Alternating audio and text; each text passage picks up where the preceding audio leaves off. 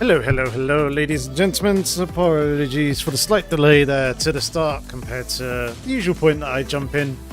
Parents are just texting to see if it's okay to call, but we are going into a live stream, so it's not okay to call, but thankfully there's nothing urgent that I need to talk about, so I'll chat to them tomorrow evening. But hope you ladies and gents are all good. I'm just very quickly putting out the usual social media malarkey. Just to say that I am live, but hopefully you've had a good weekend. Hopefully you've had a good start to your week as well. I hope you're ready for some WEC experience. Something, there we go. Something a little bit different, a new online championship that I've not participated in so far at all here on my time in LMU. And today, we are switching classes. We are going to the GTs. The GT3 cars is a fixed setup series.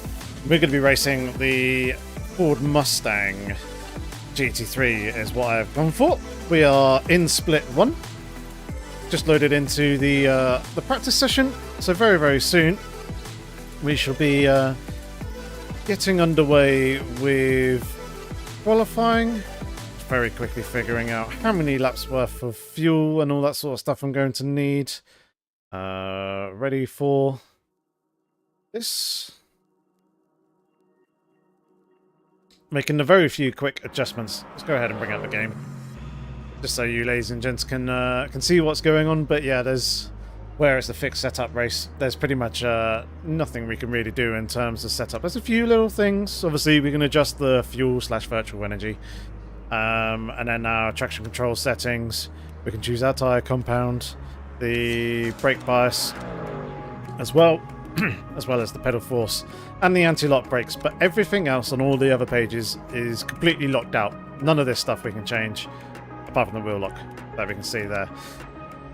So split 1, be interesting to see who we're kind of up against in terms of GT3 cars. Because there's not many GT3 driver names that I actually know. When I looked ahead on the leaderboards, there are a few drivers that I recognised. Kevin Niles, Prendergast was also on there as well. They're kind of up on the top page of the online championship, but they don't seem to be here racing, so I think they did the other day time slot.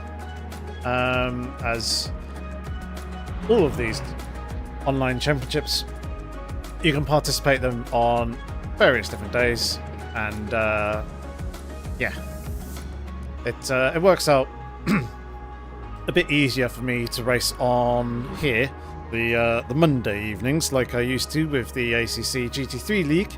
Replace it with some the Mon Ultimate GT3 cars, and instead, yeah, do it that way round, if you get me. So. We have WEC Experience today, fixed series, and then we got Multi-Class Masters on the Thursday. That's going to be the schedule going ahead for this week and next week. And then the following 2 weeks, the following 2 weeks I'll be off. I'll be missing a third round of the WEC Experience. But I'll be back and should hopefully be live streaming again for Multi-Class Masters on the Thursday. So, here we go. We've got 6 tyres to take here in this event. We have ourselves a 10 minutes qualifying session. And then the race is an hour and 10 minutes. So just waiting here at the exit for the green light, and we'll get out on track.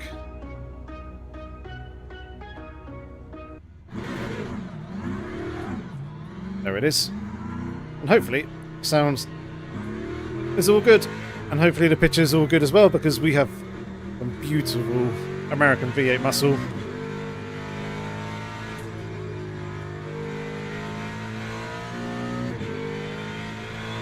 Here for your ears to enjoy.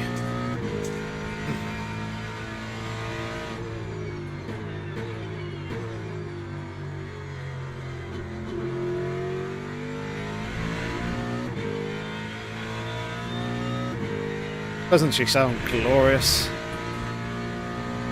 But yeah, switching it up a little bit, jumping over to the GT3s for this series, because a lot of the racing that I have been doing has been in the prototypes, and I thought it'd be nice to do some GT3 racing just to get the other side of the multi-class coin, and also see how we compare against the competition here in these classes as well.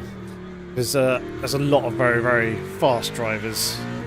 A lot of top guys tend to gravitate towards the prototypes, and there's not so many of them in the GT3s, so we might fare a little bit better competitive wise. That at least is my hope. But nonetheless, let's go ahead and qualify a few laps here. Should be down mid 35s is what a lot of people have been doing in qualifying. Personally, for me,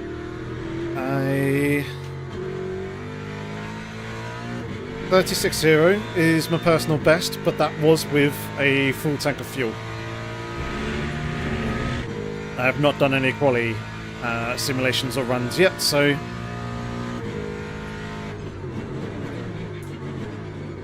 we should be able to get ourselves, hopefully, up towards the front. Just need to look after the tyres a little bit here in this qualifying session. It's still cold at the moment, so they're moving around quite a bit, as you can see.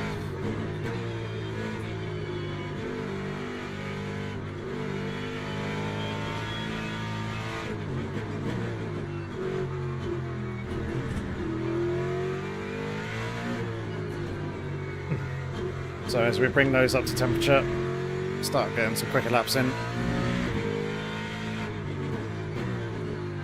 But yeah, Interlagos. An interesting circuit. It's quite good for multi-class. I have driven the prototypes around here in multi-class scenarios, but now we've got the flip side of that with us being in the GT3s. I have done some GTE running as well in the past, in the off-season, and the well, it was at Le Mans, so a much easier circuit for multi-class racing, but it wasn't actually too bad and it wasn't too scary being a GT car in those sort of situations.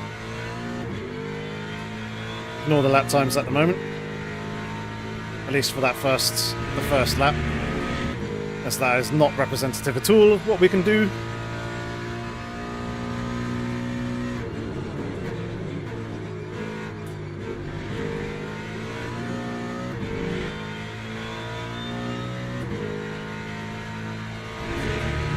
So we should end up being much higher up the standings.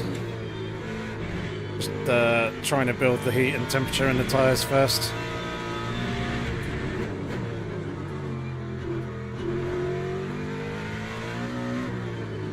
Now that we have got some in there and there's a bit more grip available to us, we can push a little bit harder. Braked a little bit early there for that back right-hander.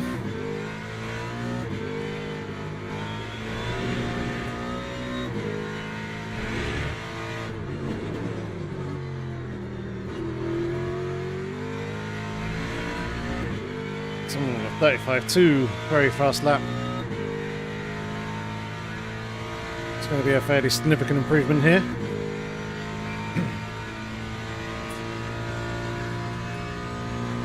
But definitely more time to be found, that's for sure.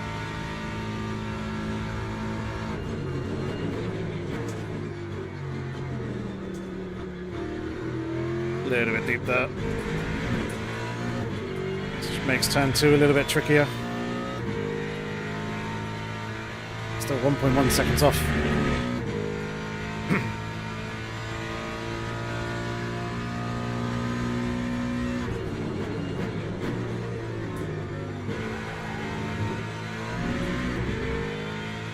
Oh, getting very much out of shape there.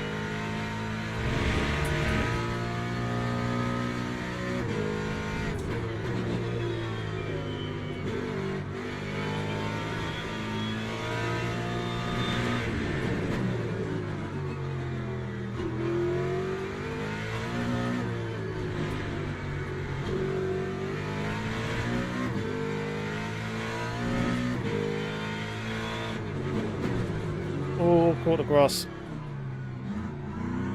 Managed to hold it though. Obviously, it's thrown away the lap time, but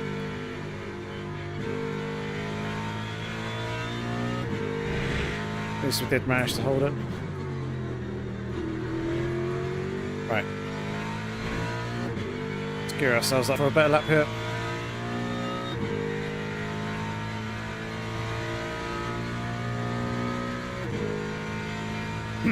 See if we can get ourselves down into the mid-35s.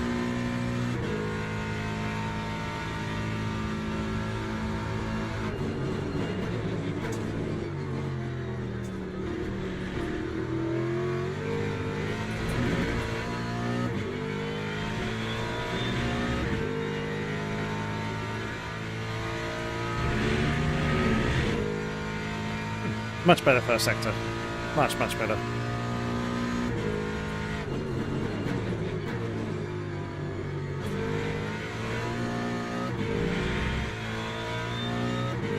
Could have been a bit quicker. Carried a little bit more apex speed.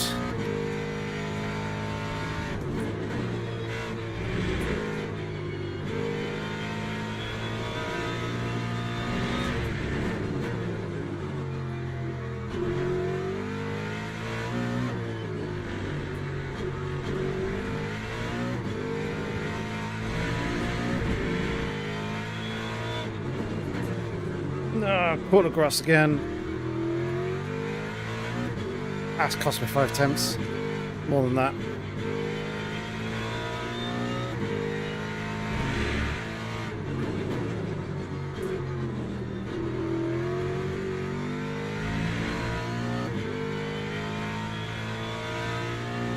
Alright, I might go for one more.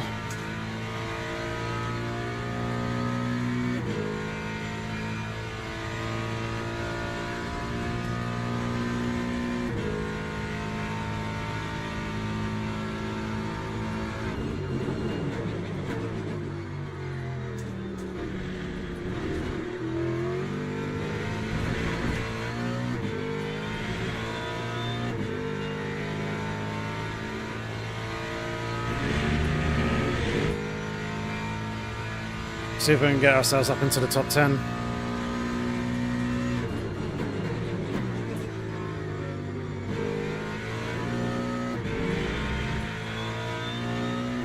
That was better.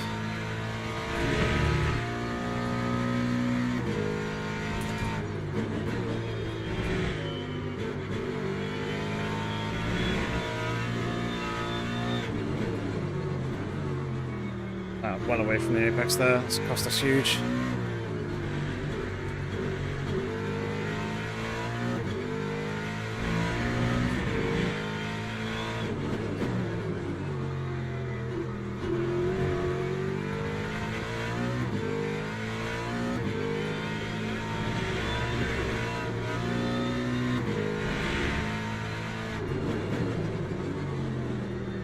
Way too hard into the final corner. Not even going to run to the line, so we're going to have to take that position where we are well off. I reckon we could have been in around 6th, 7th-ish. I reckon. That should have been a position that I should have qualified in.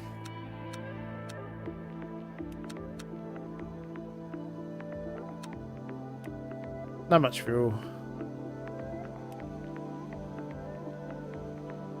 Start of the race.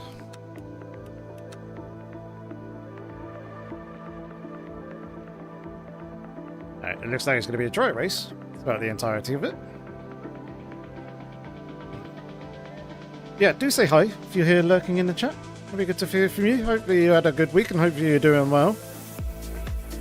Jardier qualifying P3 in his Toyota.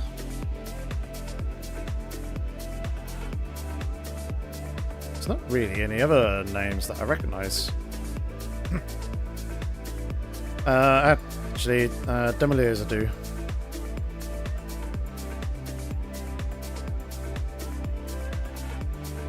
But yeah, coming to the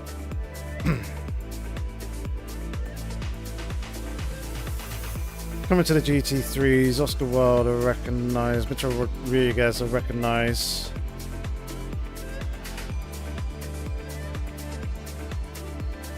and David Castro, but that's about it.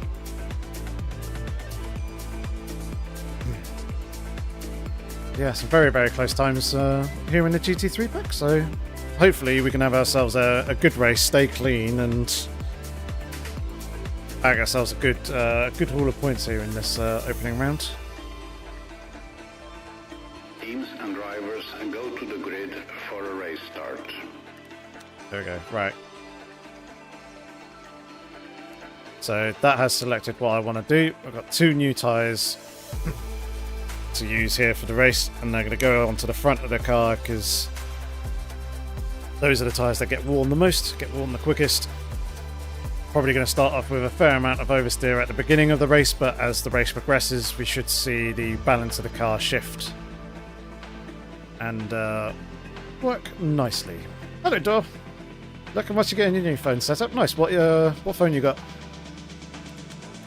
Hope you're doing good, mate. How is this staying in LMU? It's a lot of fun.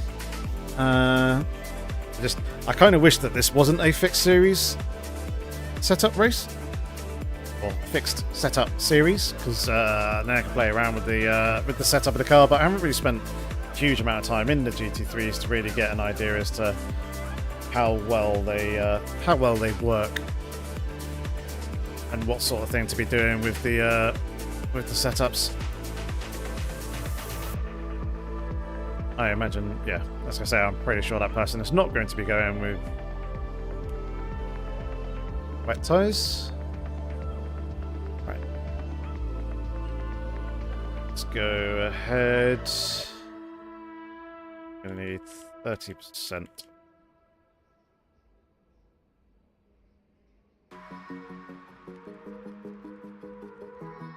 It's 25 plus. Nice. 29, 30%. Same. 0.8.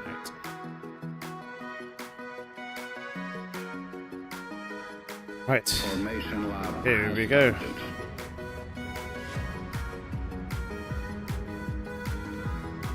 Turn those lights on. Get ourselves ready. Gauge first gear here.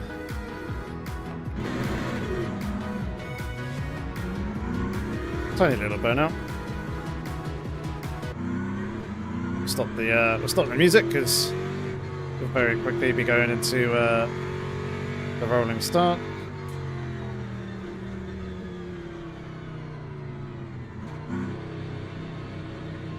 We're well off from our position here.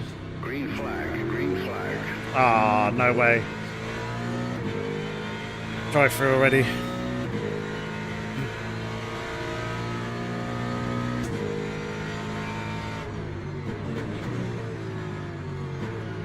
That's frustrating.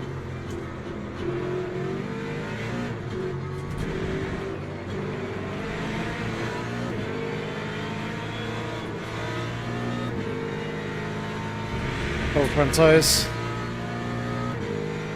Yeah, it's a little bit too strict in some aspects. Oh, not who was that? Rejoining. A little dangerously there. That was very, very close.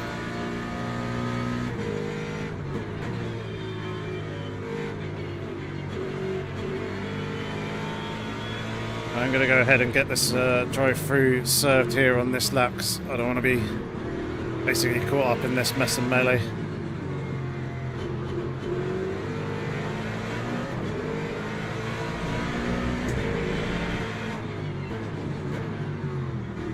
What the fuck is this Toyota doing?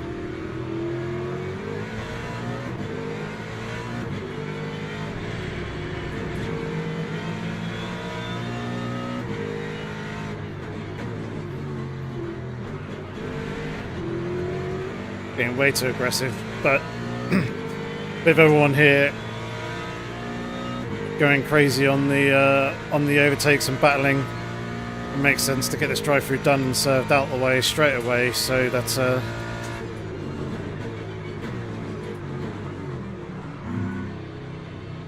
we don't have to worry about losing too much time here, hopefully we can make up the time in the clear air.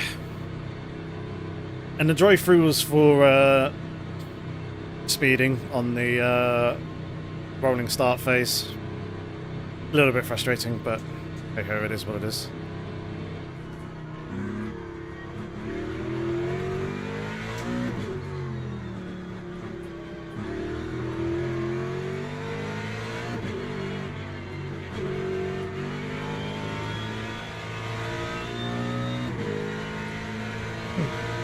Right, see if we can pass this Corvette fairly quick.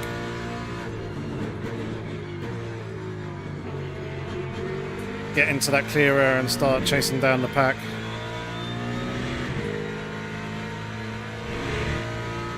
It's going to be a tough ask, this one now.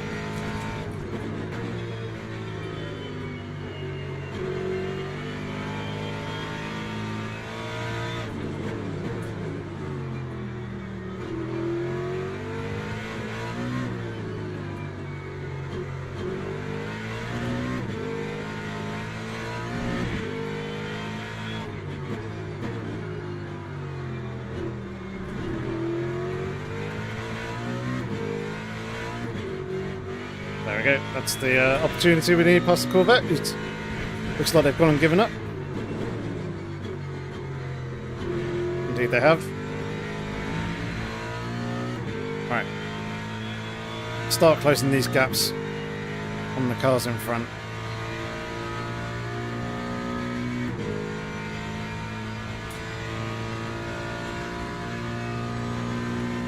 Just going to increase the TC just a little bit, just to try and protect and look after the rear tyres.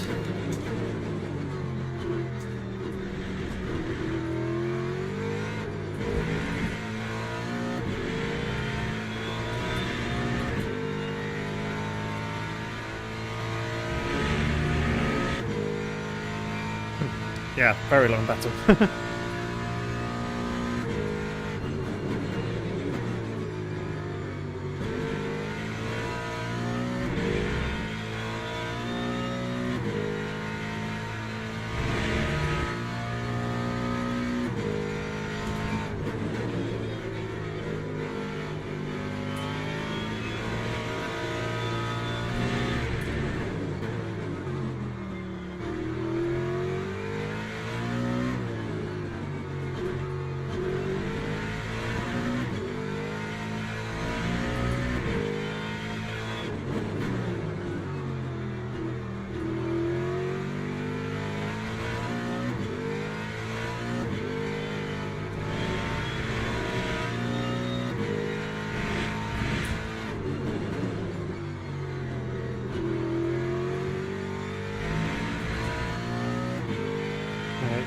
High 36s, 37s for a lot of people. Hopefully we can get mid 36s and stay in and around that.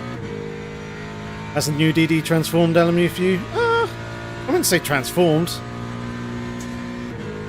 Certainly made it very enjoyable. It's a few more rumble details and things now that I feel that I didn't feel on the Moza. And this certainly feels like the force feedback is quicker and more responsive, and therefore I'm able to catch the car a fair bit easier as well. But it wasn't a massive leap from the R12. I'd say the bigger leap was in ACC for me, being able to feel the understeer that I couldn't feel previously on the Moza R12. So it's definitely a step up, I'd say, in many areas, but particularly that one. I just need to get the other games like AMS2 and iRacing to feel a bit better and more how I want them. Just straight out of the box, ACC and LMU felt pretty good.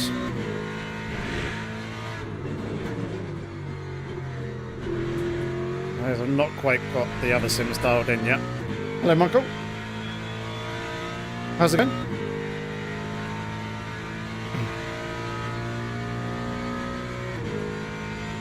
The people doing 36s in front, there's a couple of 37s, 38s.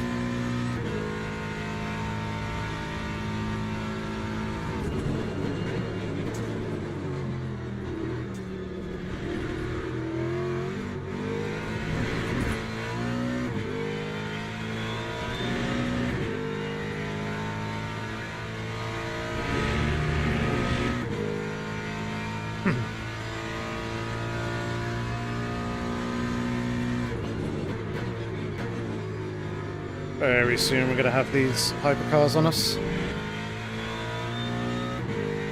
Probably in all the twisty stuff, which isn't ideal.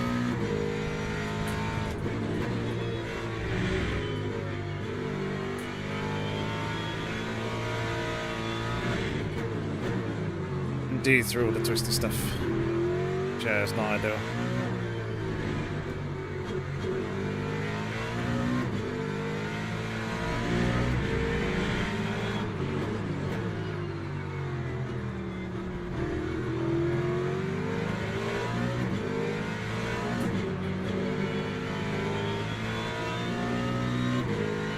There goes Yorkie, chasing after the race leader.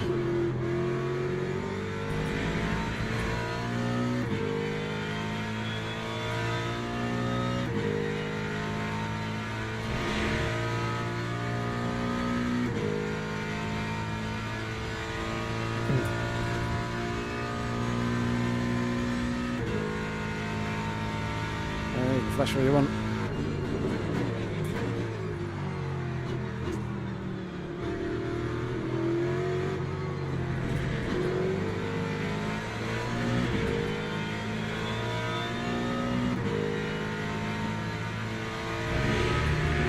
This is the frustration being a GT driver with the multi-class traffic. Hypercars making lunges when you don't want them to.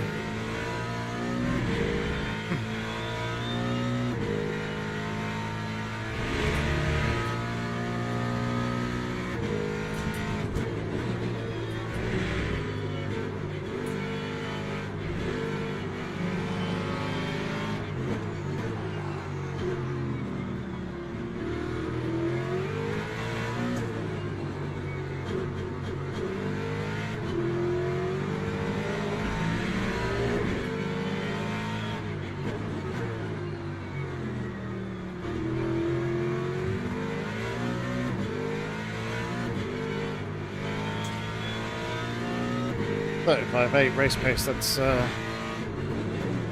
very quick.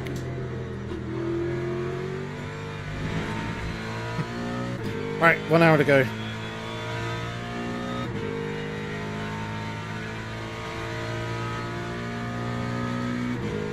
I think they're more just trying to make us aware that they're coming, but I tend to not flash my lights unless I want to communicate that I am 100% planning on making a move down the inside, and it might be a little bit tight. The reason for it is because it kind of distracts the GT drivers. Like, there is completely unnecessary. I know it's clearly easy before the corner, but doing it into corners and braking zones and things like that, it just draws people's eyes up to it and kind of makes them panic rather than just focusing on their line and then you finding the optimal way around as the prototype driver.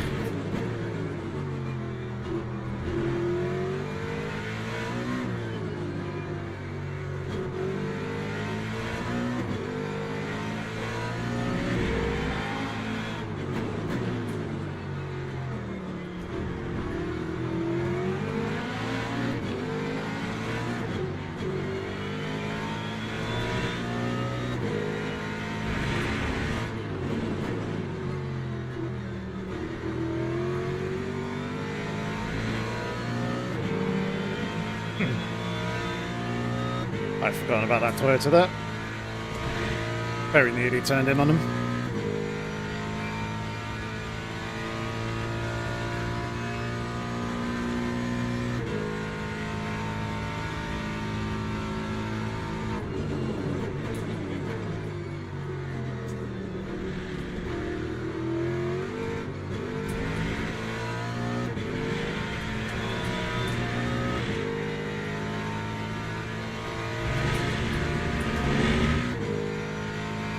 gonna eat that one.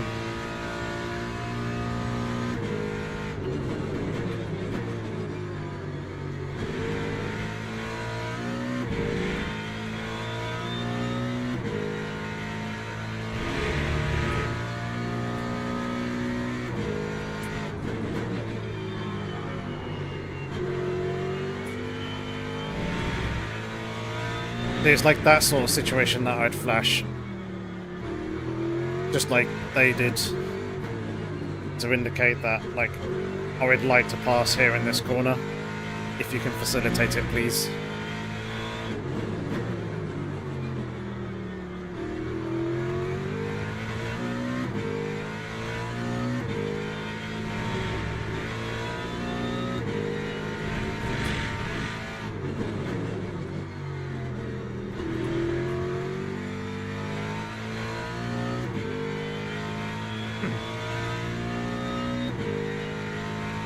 Someone's into the pit lane.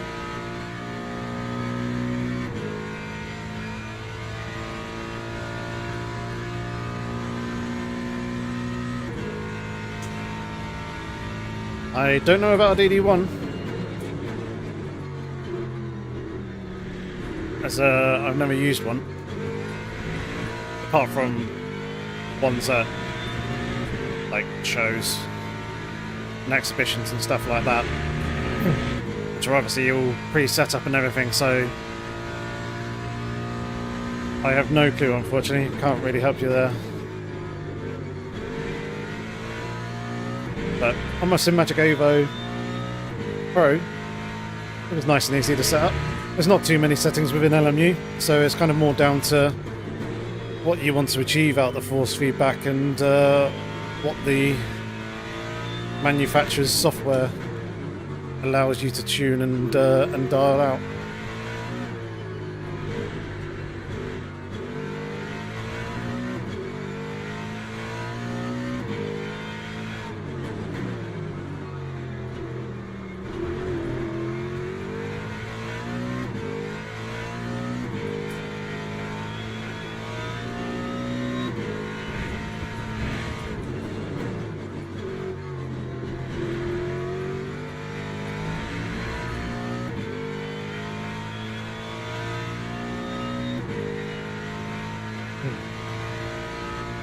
I think all the cars up in front having to deal with the multi-class traffic coming through on that lap there, and some slower lap times.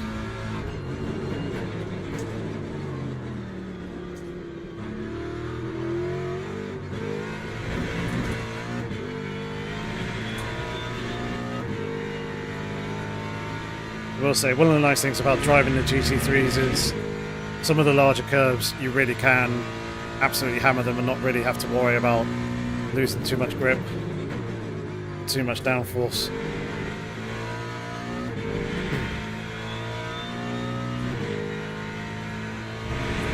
With the prototypes though, you kind of want to be staying clear from a number of them, whereas the GT3s you can just climb up all over them and use them if you really want. Obviously you can't be touching every single curb, and there are quite a few curbs that you can use as prototype cars, such as like these nice lovely flat ones here, but the sausage curbs are a big no-no, and that was very close to catching the grass there.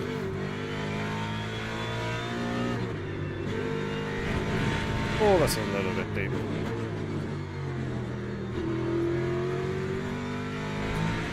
SimMagic GT Neo wheel, do I like it? Yes, I do. It's a very good wheel, RMP. There is a review of it on my channel if you wanted to take a look.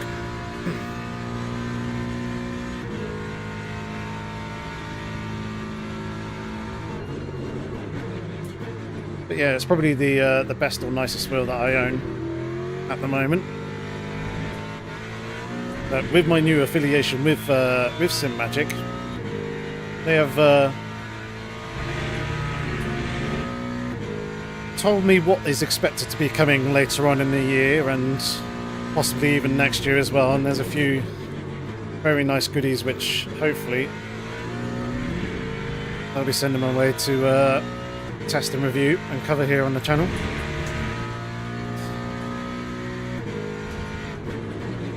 And if you don't know, or you want to purchase some SimMagic gear, there is an affiliation link down below, which will give me a small commission anytime that you purchase any SimMagic gear with that affiliation link. And there's also a 3% discount code, Yorkie, in all caps. Make sure to use that when you go to check out, just to get a nice, lovely little bit of cash off your purchase as well. It's one of the things that I really wanted with this affiliate partnership, and to be fair, a lot of affiliate partnerships now that I go ahead and accept when I get approached by companies, is making sure that I do get a discount code for people to use where possible. You should be able to use it on a DD1, yeah. You may need to get a quick release adapter for it. It all depends on what the actual quick release mechanism is that is on the DD1, but I was able to use the SimMagic Neo, GT wheel on the Moza R12. I just had to get the MagLink kit for it.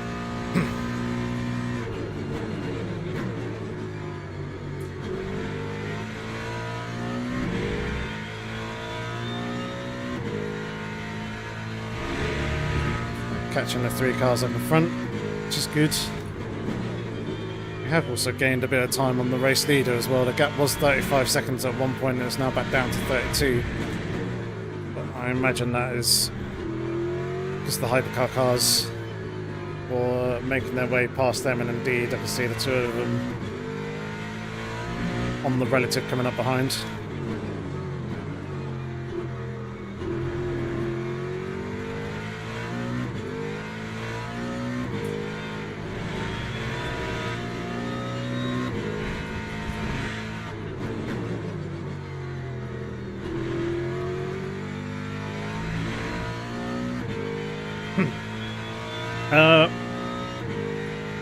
Michael, it's both are very good. I think it depends an awful lot on your budget. I would lean towards SimMagic, just because the quality does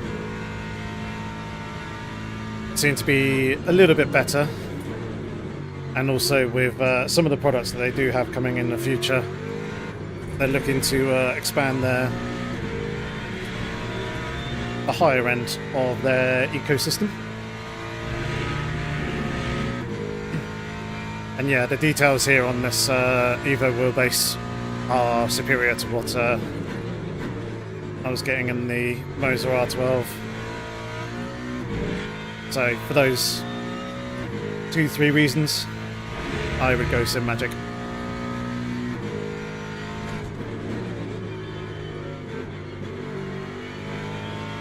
Nice. I had I did try the SRP light pedals, and for pedals that cheap, they were pretty good as well. I've been running the SimMagic P1000s for quite a while now. They're a very good set of pedals. They're not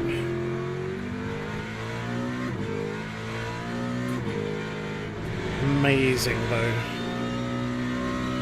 Very, very good, but there's a couple of common faults with them, two of which I've experienced myself.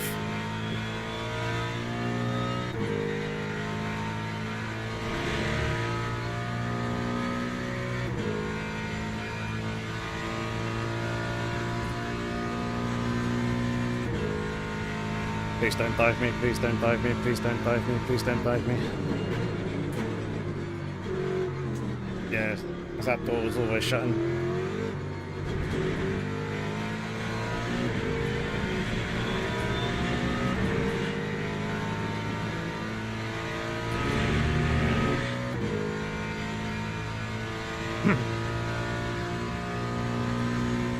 Yeah, I still haven't tried out FFB 4.0. I mean, I probably won't now that I've switched to the SimMagic.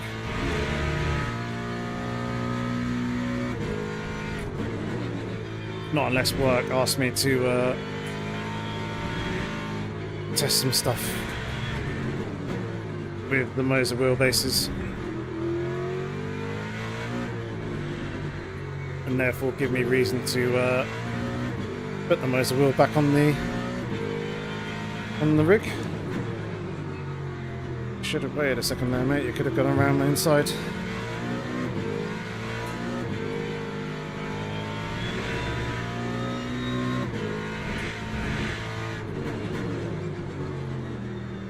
A little bit deep there, the final corner.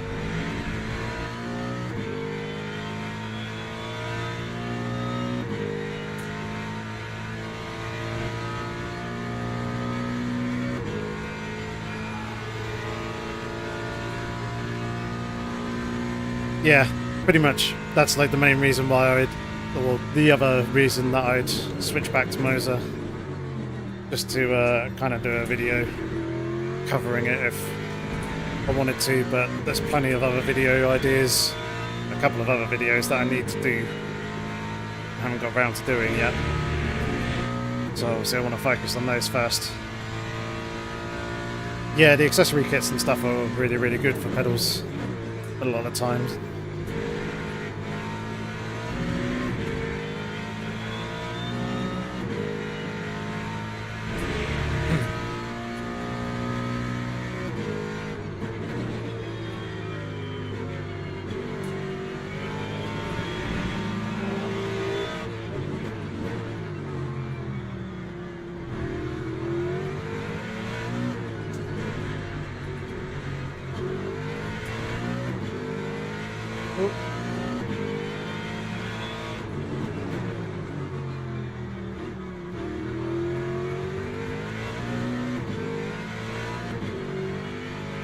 Losing valuable time there.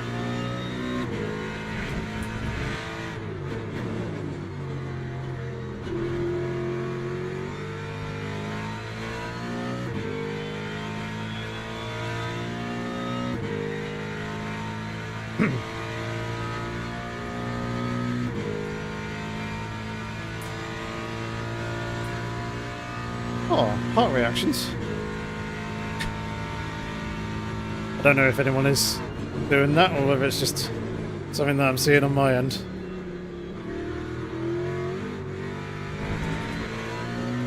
But if you're enjoying the chat and enjoying the race so far, please do leave a like. May even help give a few extra horsepower. It's starting to get very warm in here.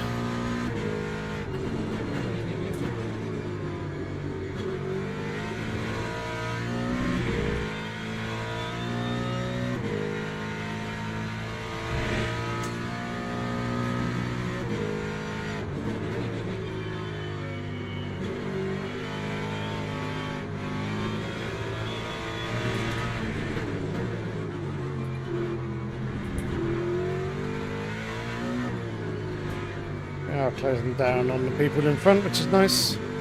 And it's good to see that I'm not actually using too much time to the leaders as well. It does make me curious as to if we did qualify a bit higher up, where exactly we'd be right now.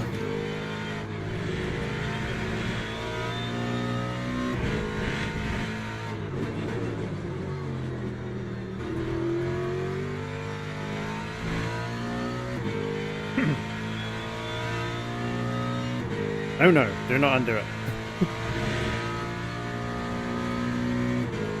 Say all the likes really do help with the algorithm and all that sort of thing. It's stuff that you can just give creators for free and it helps out their videos and the channel massively. It's a little bit deep but not too horrendous.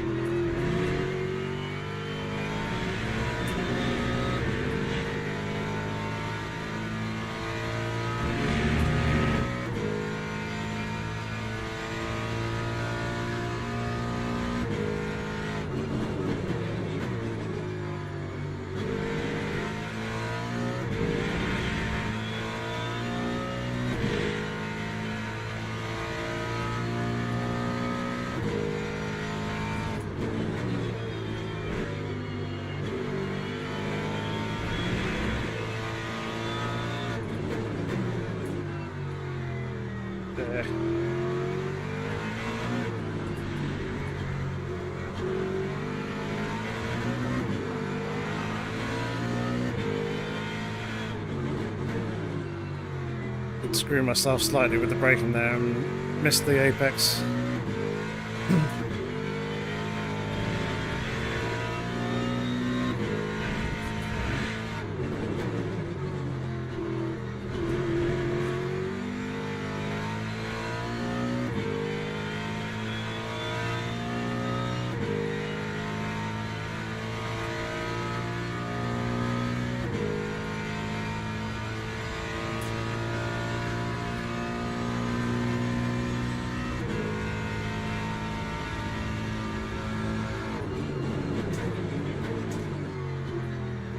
Yeah, continuing to gain that time on the cars in front, which is good. Hopefully once we actually catch them we can get past them relatively quickly.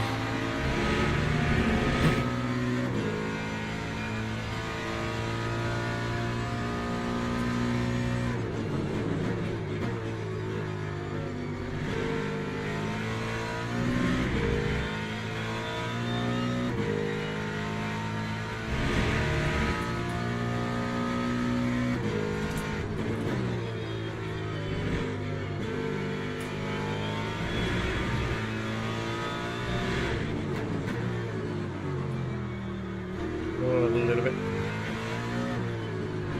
That was alright in the end.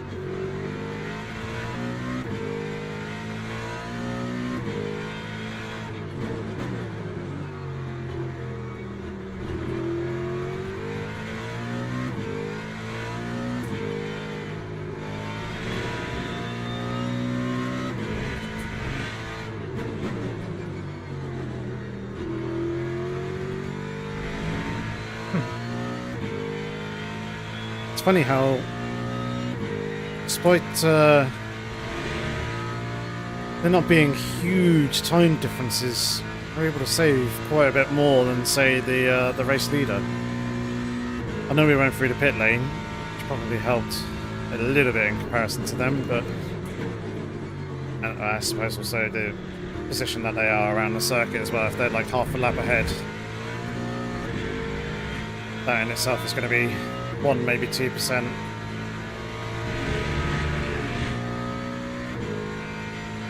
There we go. We can see the GT3 cars back up in front.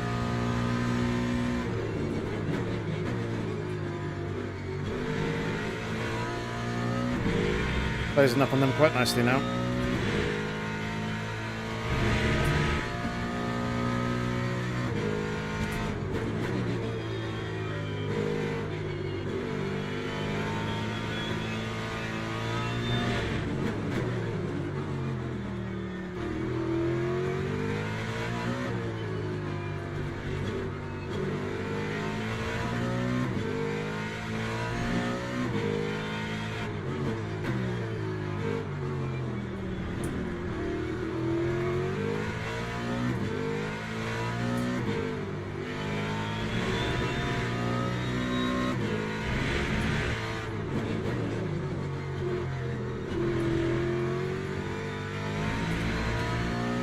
Really need to get my qualifying sorted out, because looking at the track map in the top right hand corner, seeing where P1 is, i.e. the blue P1 dot, and comparison that to P2, which is currently under the number 12 yellow dot, and then where P3 is, I reckon if I'd actually qualified well, I'd kind of be knocking on the door of a podium. Especially with the pace that we have in comparison to, say, the race leader and the other cars.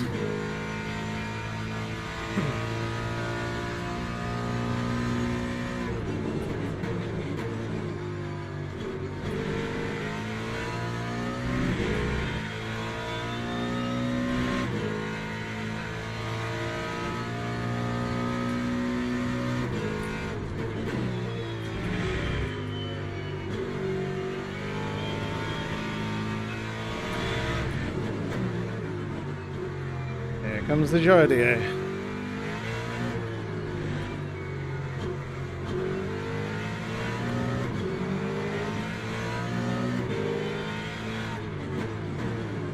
managed to get himself into the lead, and with a nice little gap to P2.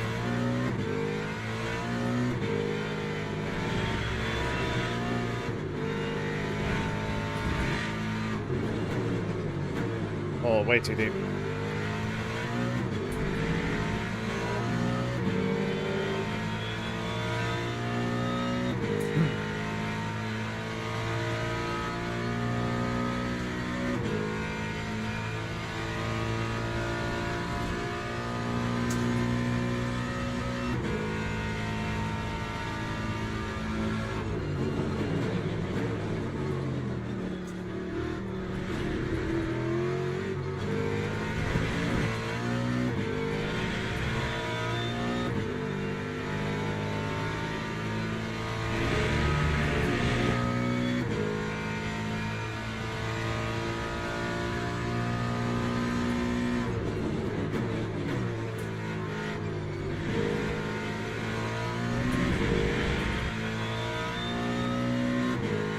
We'll eat that one.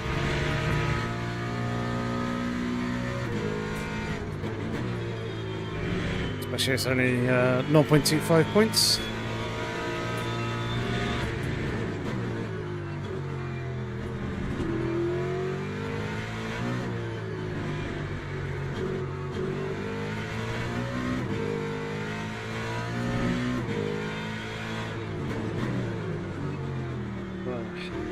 It's in there.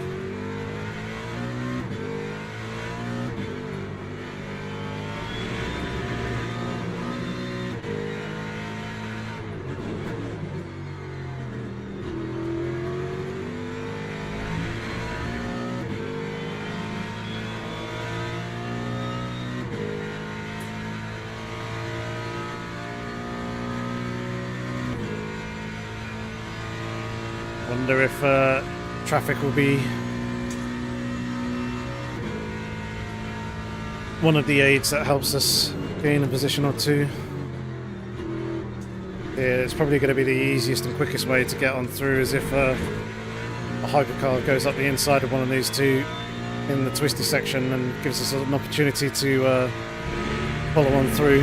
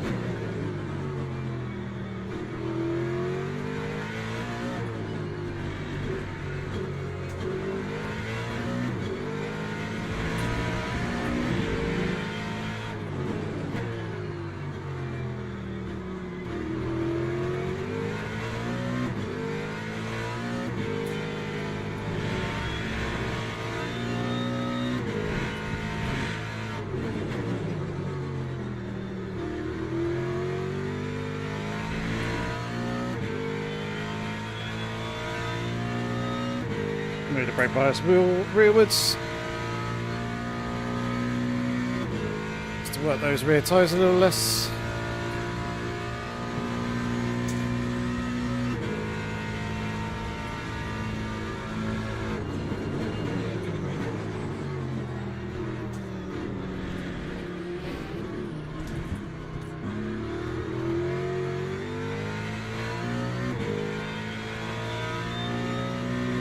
Cheers for that, Alpine.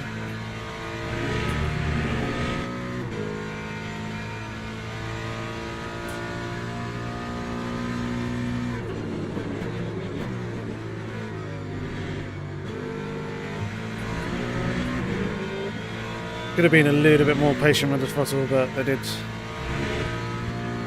also kind of send it on us, and we were there in a gap that they ended up just closing the door and pretty much ignoring the fact that I was there alongside them. That's giving us a little bit of damage on the front of the car, but it shouldn't be enough that it's going to impact us. This is quite minor contact.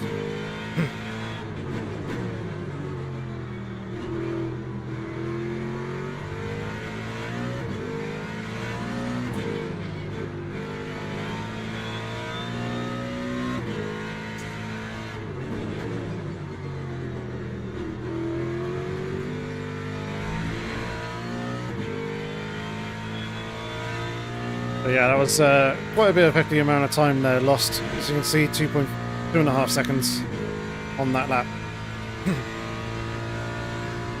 Give us a second, we'll be there. Pretty much half a second with the Mustang in front and probably challenging there into turn 1.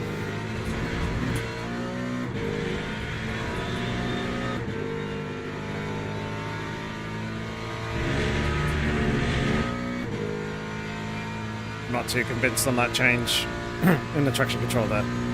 So we'll go back.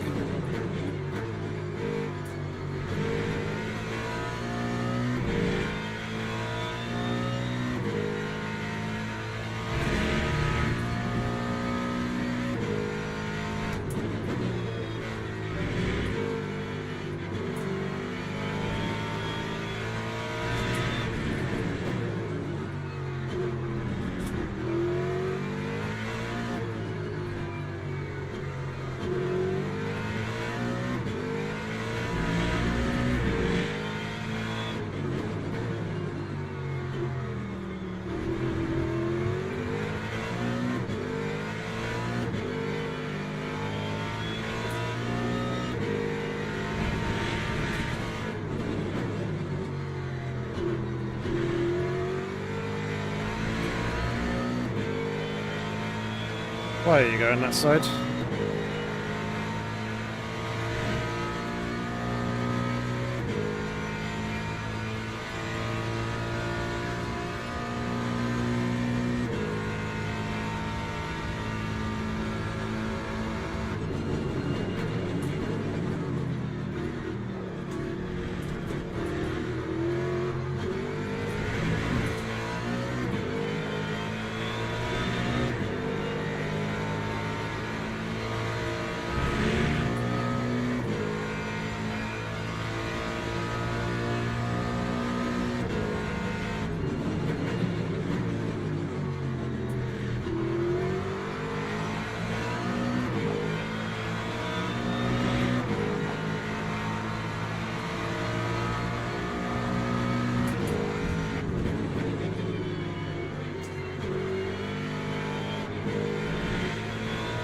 Be aggressive.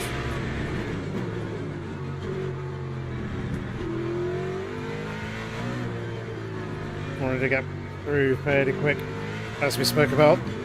But that was some good side-by-side battling. And then the hypercut coming and making it 3 wide, that was a little bit intense.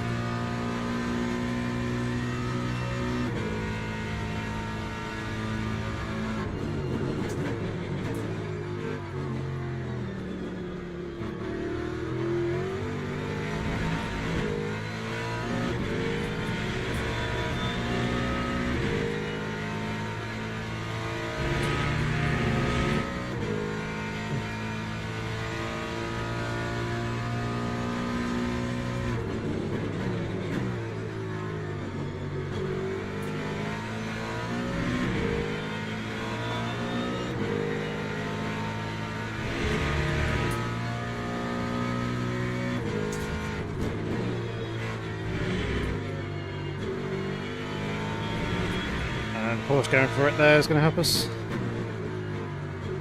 Wanted Ferrari made the smart move of minimising that time alongside the hypercar. Smart driving by them.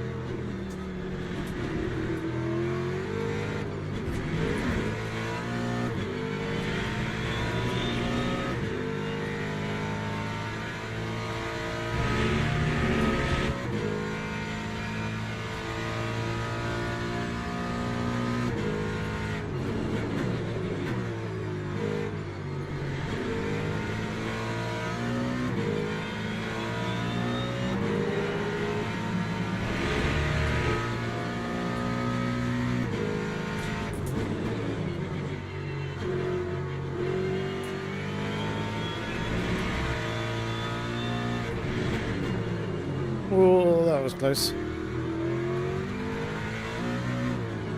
It's so hard to see the brake lights of the other cars.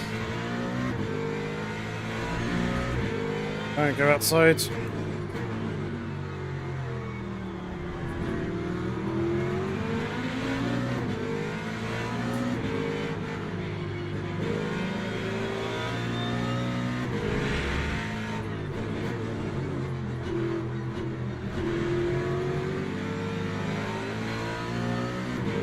There we go, much better run.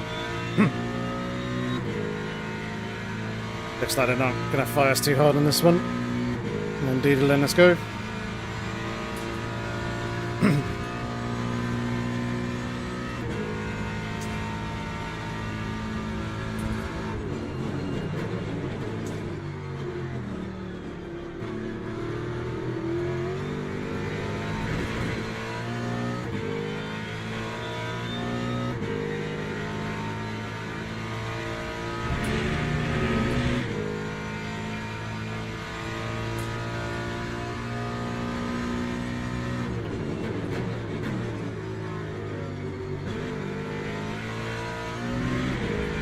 Right.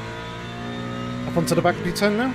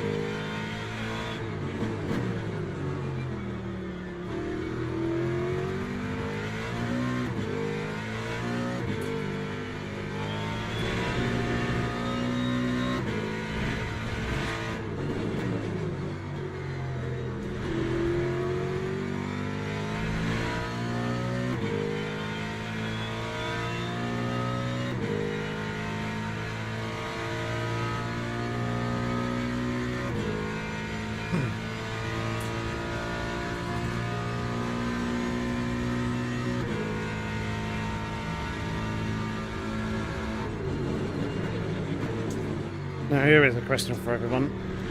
Do we change that front right tyre, or do we leave it as is? Tyre change will take about 4 seconds.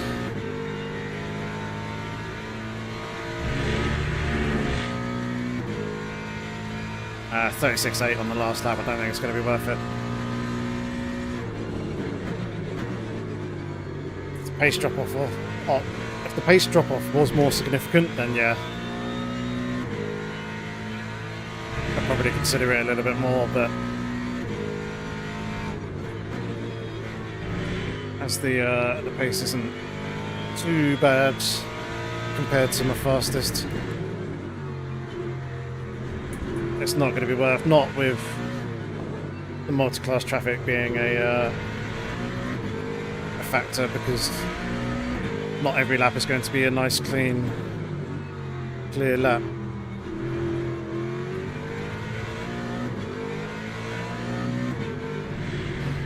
Hello.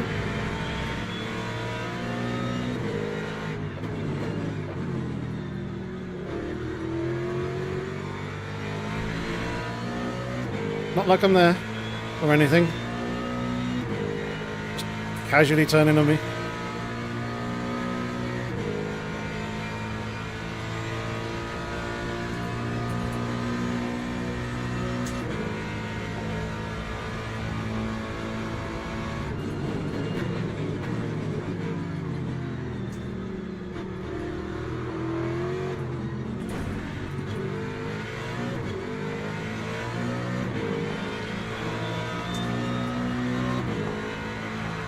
He's fighting this way harder than he needs to be.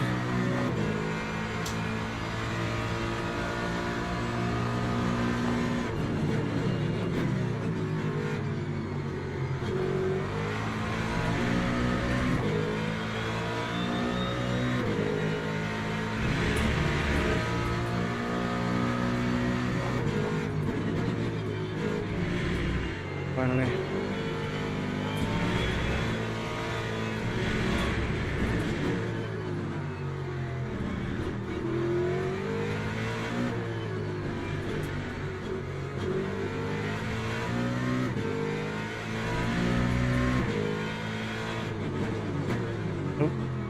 There'd be some death going on behind.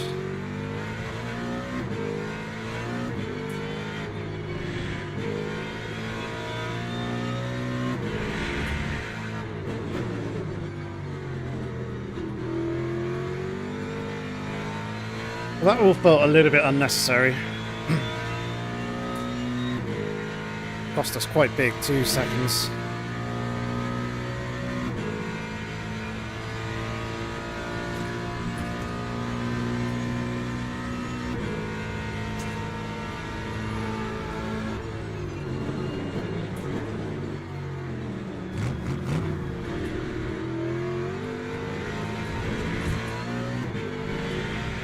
Geoffrey Price, thank you very much for subscribing to the channel.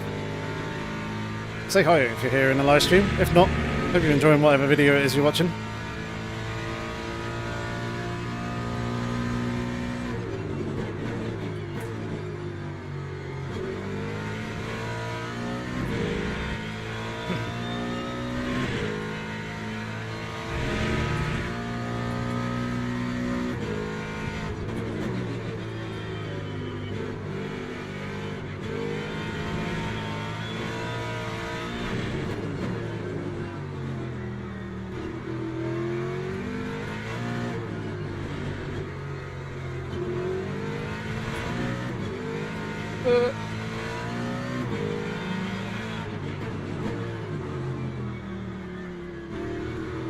If you're gonna go, go.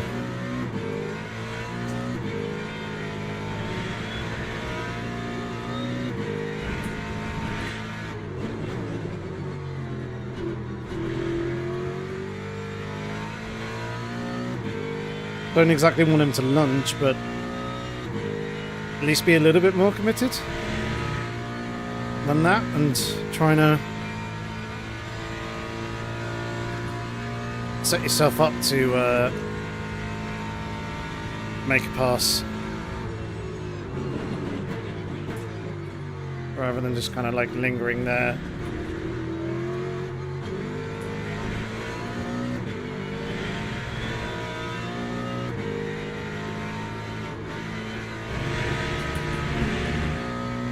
A bit more than 3 laps.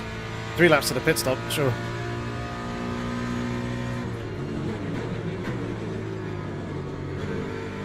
But we are only taking fuel.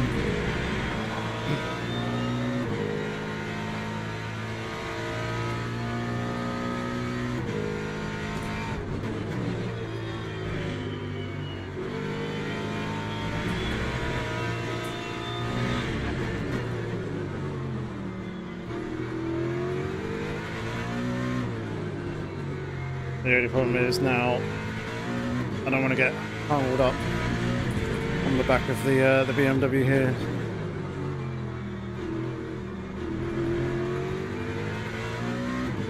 Which I worry we might do.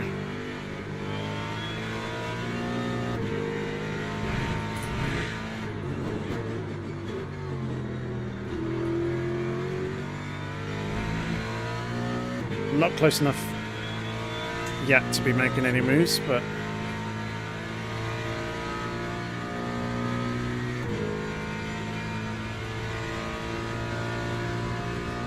hopefully they bang in some good quick laps here.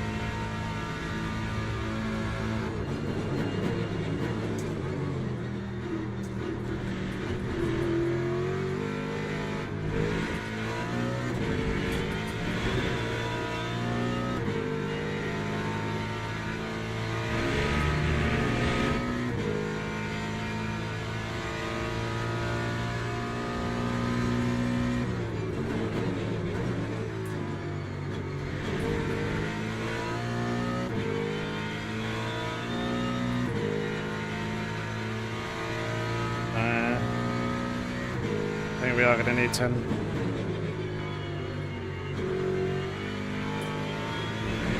Just to be sure.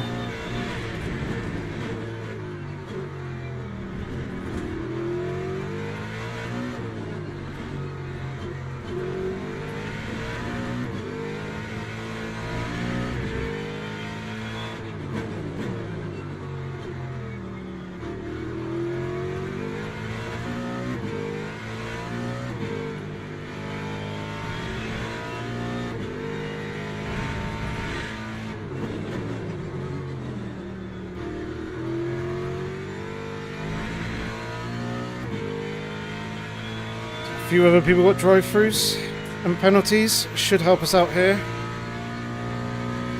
Just need a good entry to the pit lane.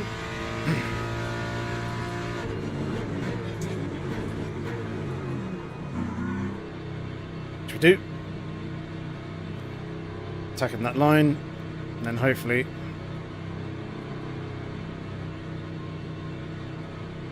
the amount of fuel and stuff that we put in the car, we should be all good to go to the end.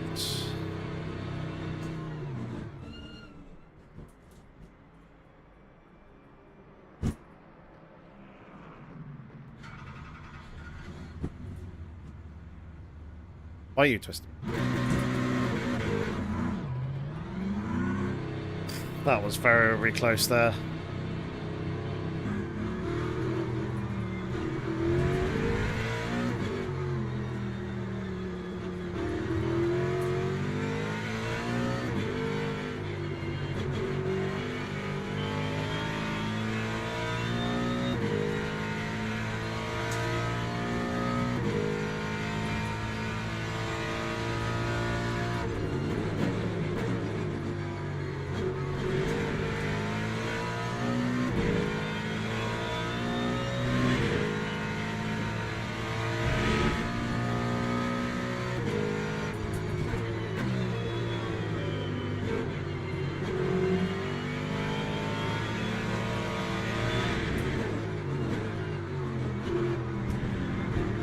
Aston, shut that door.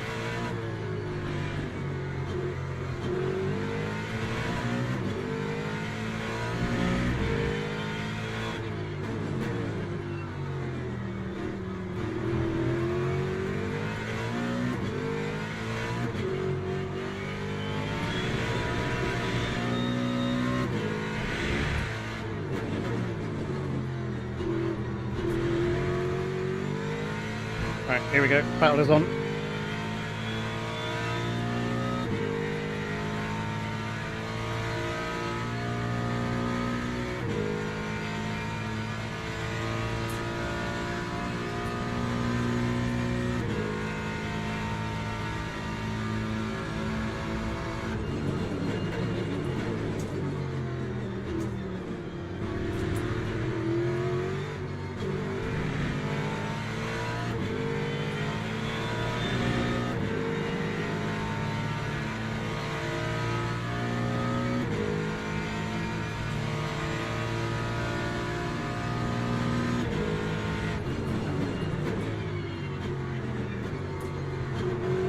One gear.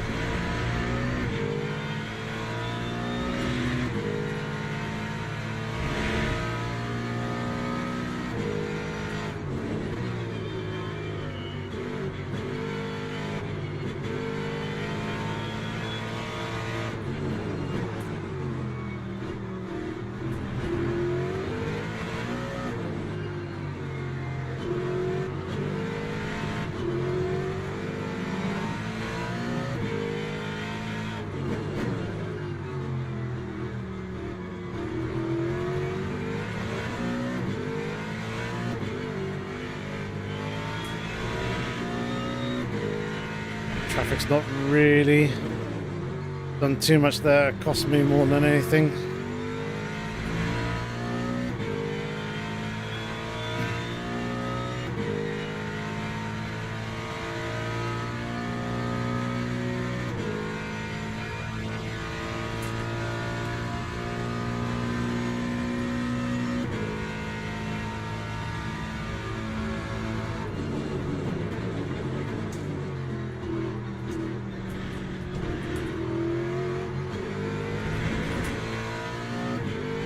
Sounds like a hypercar in the pits. Oh. Much wider than I was expecting.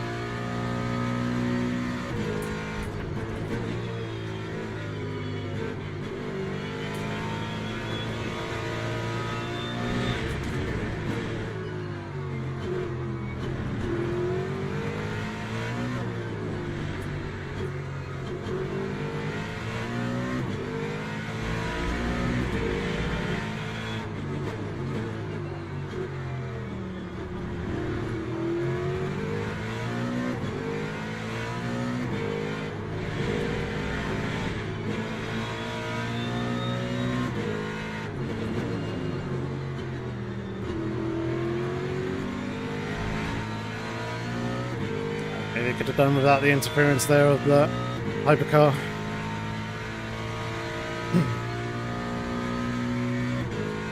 8.5 minutes.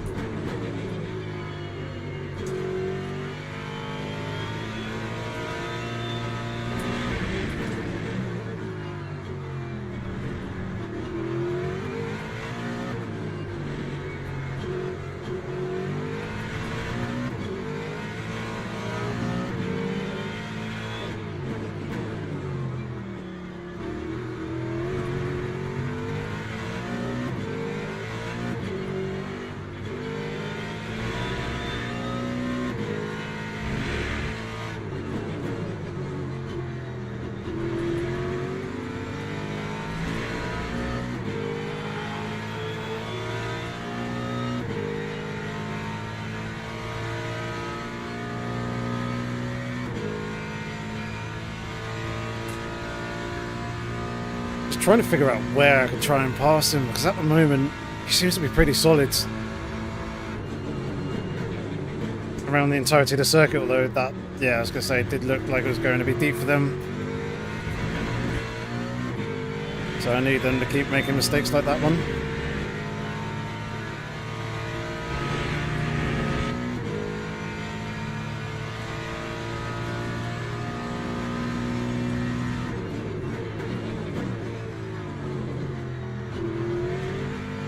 Pretty much parked it there on the apex.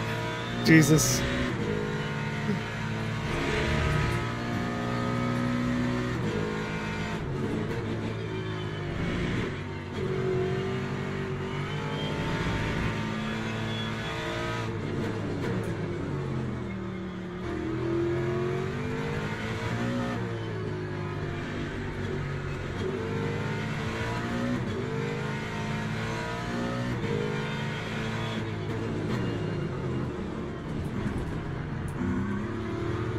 Moved over on the braking zone.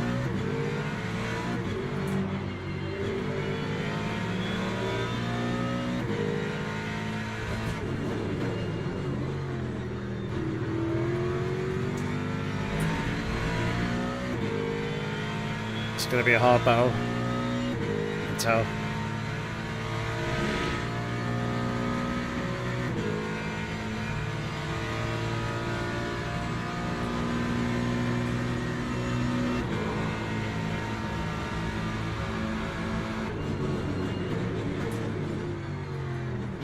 Oh. Didn't mean to clip him that.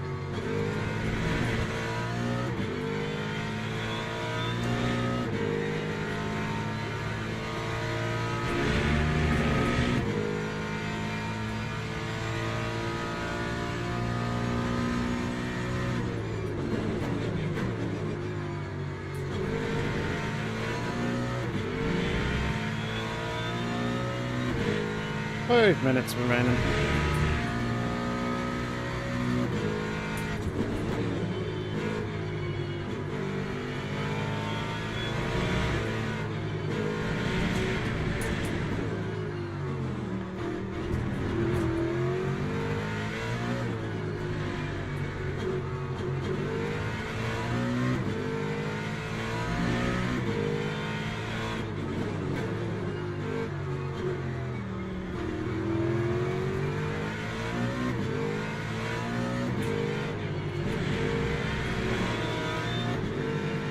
Not what I need. That is.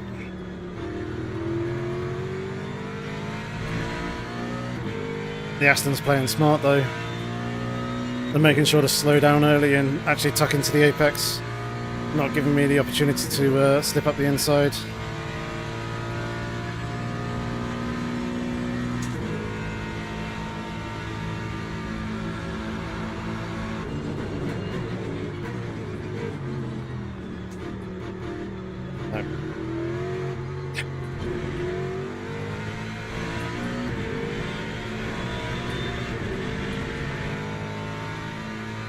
I gotta line myself up for the exit to try and make a move into turn 4. I think that's the best opportunity, unless I can get to the inside for the first corner.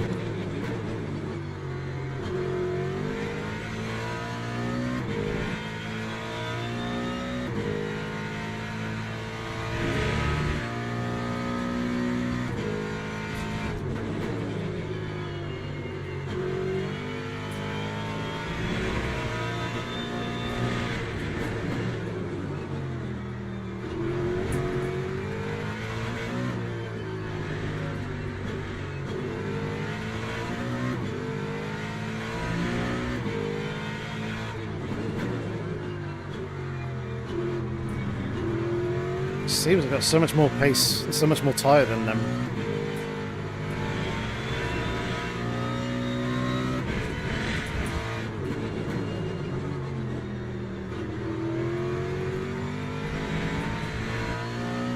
Just overdriving the final corner now.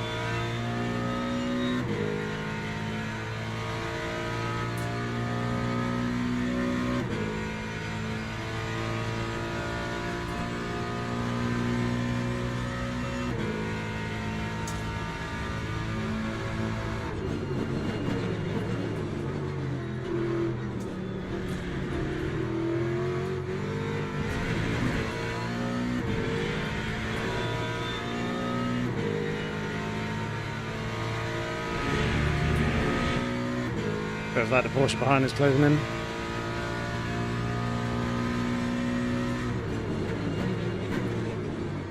Nah, way too wide.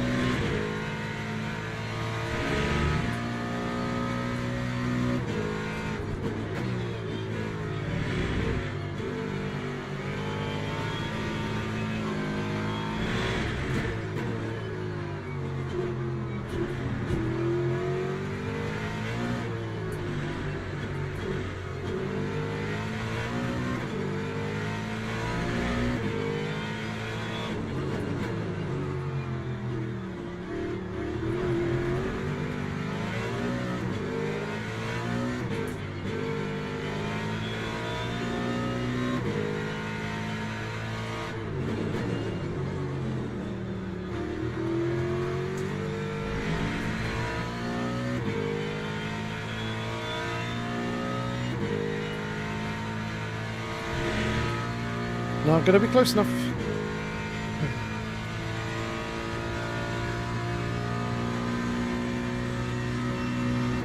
Unless that Toyota goes down the inside in turn 1, please.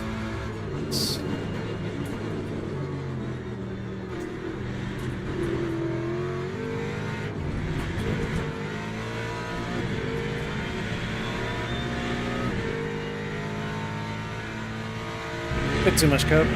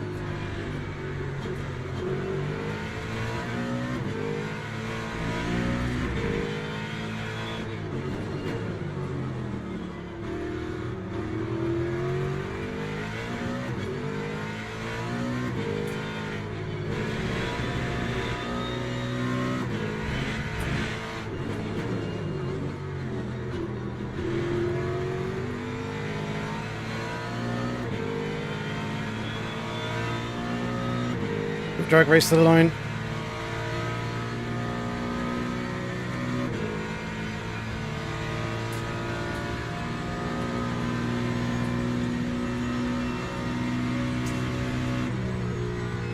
Didn't quite get there.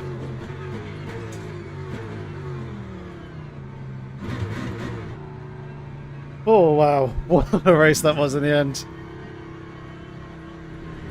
Very, very hot. Very, very warm now. Jeez. That was quite the finish. A little bit gutted that we didn't quite get P10 in the end. We were very, very close, but still a good fight. It would have been nice to have had one more lap there. Yeah, damn Jardier getting in the way. Taking that last lap away from us. Never mind. Still, that was pretty fun trying to recover the mistake at the beginning with the very bad start to the race. Yeah, the shame with the drive-through. Actually, I'll go back because best lap 36.4. So, whilst there's a few people who are quicker than us on a per lap or a fastest lap sort of basis, I reckon if I had qualified where I should have been, which is kind of in and around 6th, 7th, 8th, I reckon I probably would have been up there knocking on the door of the podium, as I said earlier on. We certainly had the average pace for it. What am I doing? Yeah, let's replay.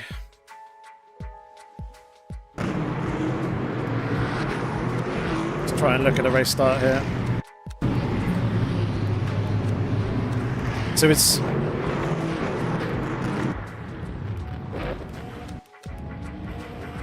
my inexperience here being at this end of the field. You can see that initially I was staying within the marker, but then that disappeared way up the road as everyone kind of accelerated off ahead. I can see why everyone else is doing it now, because at this point here it's telling me to catch up, but I'm still doing like 100 odd kilometers an hour, and we're kind of under that 60 limit speed limit phase. And the gaps you can see here because of that are pretty substantial. I almost feel like the GTs need a bit more of a gap between the prototypes and our class, and have a second basically set of positions as to where you should be within the formation lap phase. I almost feel as well that it's difficult to say because, well, actually no, the main overriding thing is providing that you stay within that box that you're allocated as to where you should be. I think everything else should be ignored. No matter whether someone has peeled out of the formation and you're a position higher, whether...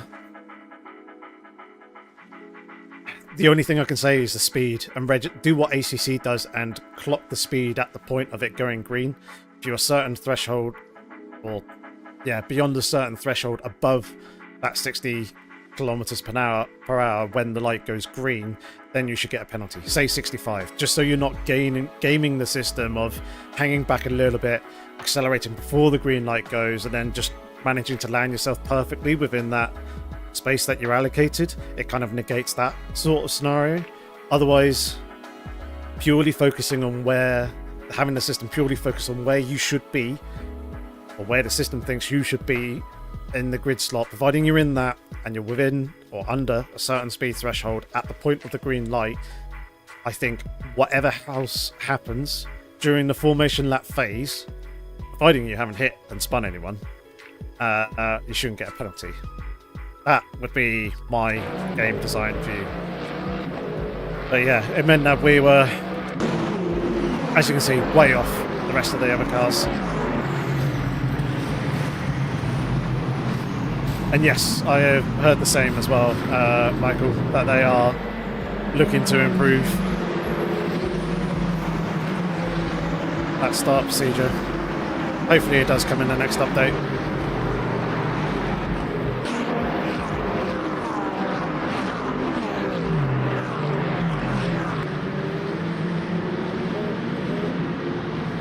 So some pretty intense battling going on. I didn't realise that that Aston was going down my inside there until a little bit too late. Yeah, outbrake themselves, just a very minor contact, and that Toyota rejoin.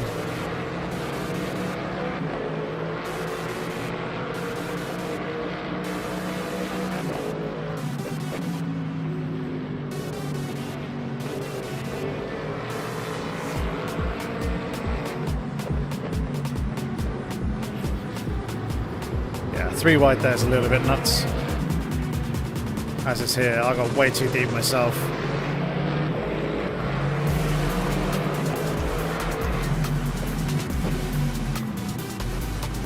I don't know what this Toyota was doing. Just unnecessarily getting involved at this stage of the race and making crazy sense considering that there is no space and everyone's kind of battling and jostling for position. They're already 2 wide. Why go and make it 3 wide right at the very last second turning into the apex?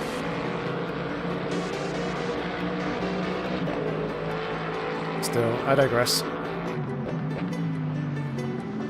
So this is when we were catching up with the Ferrari, and then this is when we were getting the Mustang. Is this the move where I managed to actually get up alongside them? Yes, it is.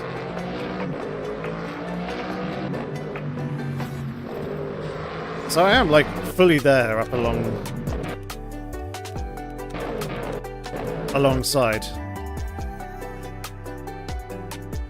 This is okay. Lap 29. Really remember that. So I'll take a look at this incident.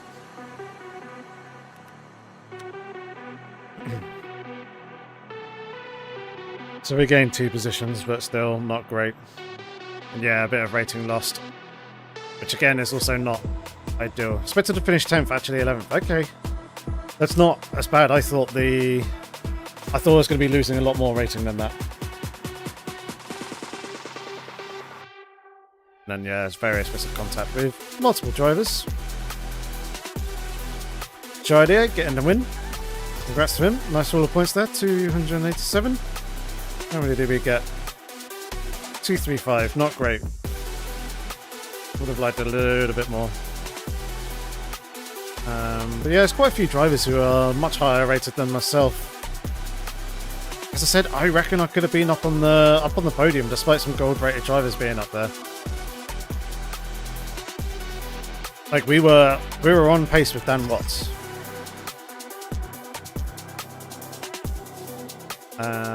Annoyingly, I can't see the qualifying results. Dan Watts qualified 3rd with a 135.471, and we did lose. So we did lose time. So obviously, I only did a drive-through. They actually did a pit stop, and I came out just behind them. But obviously I had to battle for a few other cars as well in the process, which would have cost me a couple of seconds here and there, but not to the extent of what an actual stop would have been, which was probably about 12. Well, ours was 12 seconds, other people were probably 14, 15 because of pitting earlier, having to take on a little bit more fuel in order to get there. Overall though, we're annoyingly not on the top page of the leaderboard, nor the second page. There we are, 43rd. And we're going to have a couple of drop weeks. Well, there's one drop week here in the online championship, but there's going to be 2 weeks that I'm going to be missing. So I'm going to be here for next week. I won't be here for round 3, nor round 4, nor round 5, but I'll be back for round 6. So this championship is pretty much null and void because of that straight from the off. Same with the multi-class masters as well. We're going to miss at least 2 rounds of that.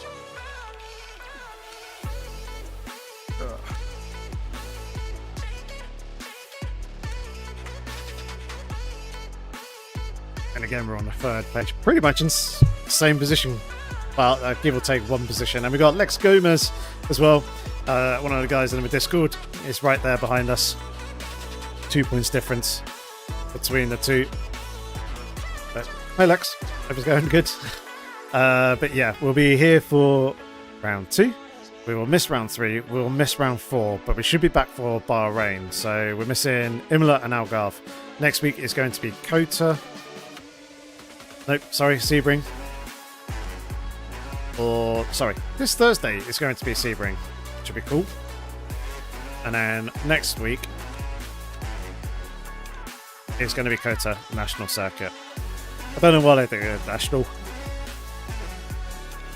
Here on this, these cars would have been fine on the full circuit, but I guess it does mix things up a little bit.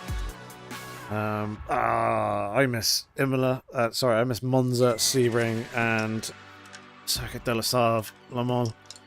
Sebring, the car feels good on a default setup. I don't know about the other circuits, but we'll be finishing round Imola. Hello, Miko. Nice to see you. Since Project Cars 1, I was looking at you in AOR. Thanks. Well, glad to hear that been helping out and giving you some advice and things along the ways. Unfortunately, you come in right at the end of the live stream here. It's just about to wrap up and head off, but hopefully you'll catch us in the next one. I'll be live streaming Thursday evening at 2 o'clock, the usual time. And then after that, we have next week stuff. It was a while ago. I see. So you're watching us back on Project Cars 1 in AOR. That long ago. In the Gentleman's Club. Very, very long time ago. Jeez. But yeah, it's cool to see that you've hung around and dropped into the live stream here. Thank you very much for coming in and saying hi. But yeah, that's going to be it for... No, it's not. That's not going to be it for this evening. Just remembered. We're going to have a look at the incident, weren't we? On is it lap 29? If I remember correctly. I feel like I should have been given a little bit more space than I was actually given. But yeah, it's very, very warm in here. I'll lift up the blind and try and get a little bit more cooler air in. So we are currently waiting for this the replay here to load. Here it is. I say it is loading. Oh, there we can see it. Ooh.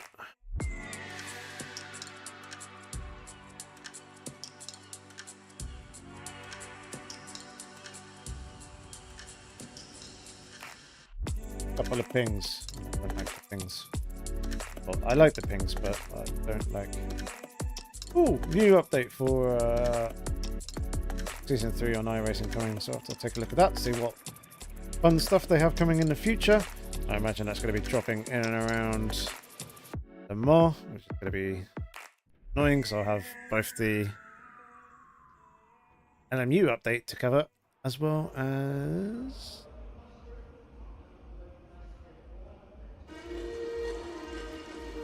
possibly the iRacing update. We've got the Bend coming. Bend is Sonoma Rescan 296 Challenge. IR 18 25 spec with Valpa hybrid. And then it looks like GT3 tyres. An aero. Rain visuals improved. Potentially improved spray. That's the overview that I'm seeing at the moment from another Discord server that I'm on. But nonetheless, that's we can take a look at this incident then. Lap here, 29. Once it loads. There we go.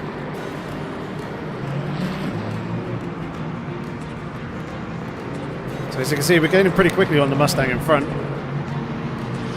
We got very close. And I would have thought them seeing the pace that I had, they wouldn't be quite so aggressive in their defence, but obviously they were trying to hold on to whatever position they could.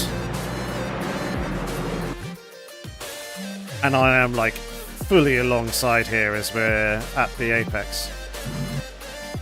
Yet they gave us zero room, turned in like we weren't there, and then there was a bit of contact, and because I stepped the brake a little bit to try and minimise the contact and prevent us from spinning round, they managed to hold on to the position. I probably could have lunged down the inside there and really taken the fight to them and got through sooner, but I was losing ground, so didn't really feel like the move was on. And then, yeah, they were really defensive coming into turn 1.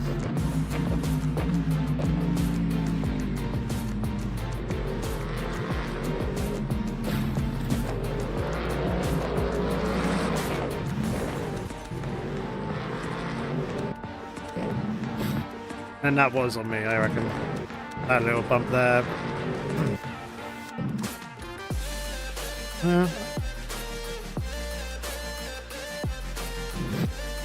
Again, they're kind of turning in, though. I'm not even there. Sure, they're not taking as much curve as they would usually, but they're still taking half a car width too much. Even if I was on a better line. Going through that corner more similar to theirs. Even if we were at exactly the same angle, their inside excuse me, their inside tyres would be on that white line at the apex, giving me no room, making me hop right over the curb. So Castro's really not allowing and giving us any room there.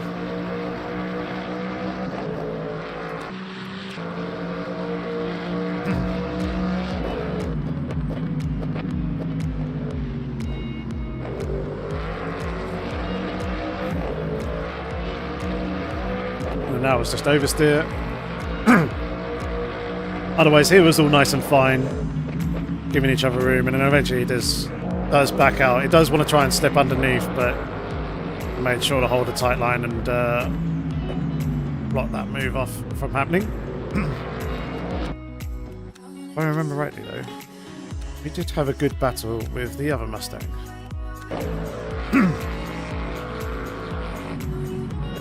Let's take a look at this one. Yeah, tight right up underneath the rear wing there.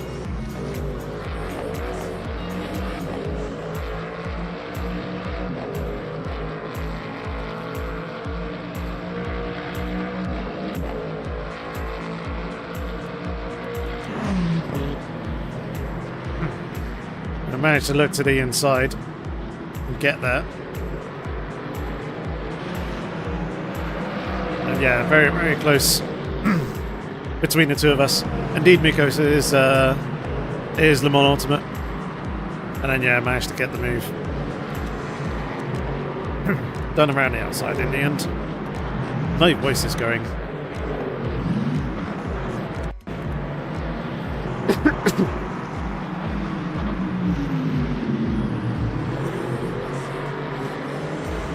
Tiniest little bit of rubbing there between the two of us.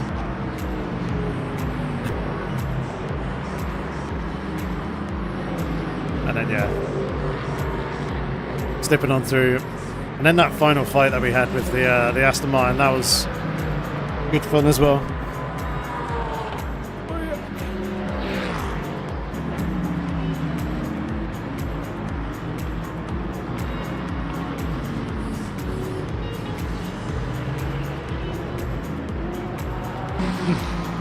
That one was on me.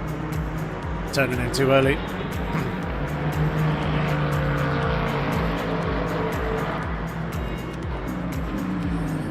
And I did go for the move there. Too far back, too far back. Too far back.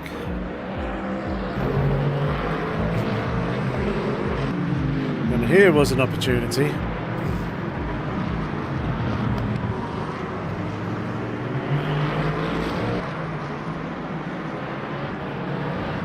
Indeed, though, it was. Pardon me.